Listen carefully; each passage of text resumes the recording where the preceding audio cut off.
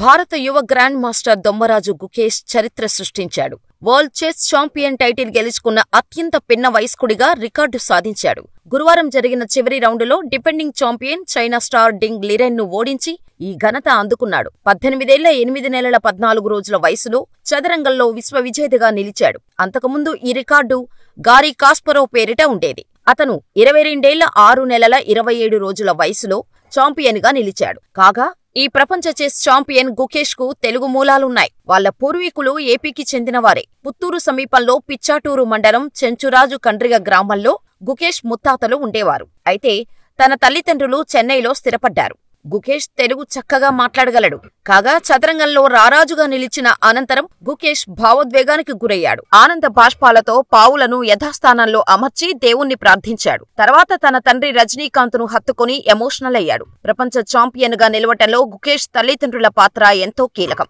ENT surgeon అయిన Rajinikanth Gukesh career కోసం 6 ఏళ్ల క్రితమే ప్రాక్టీస్ ఆపేశారు. విదేశాల్లోని టోర్నీలకు గుకేష్ తో కలిసి వెళ్తున్నారు. కాగా గుకేష్ తల్లి పద్మ మైక్రోబయాలజిస్ట్. రజనీకాంత్ ప్రాక్టీస్ ను వదిలిన అనంతరం ఆమె సంపాదనతోనే ఇల్లు గడిచింది.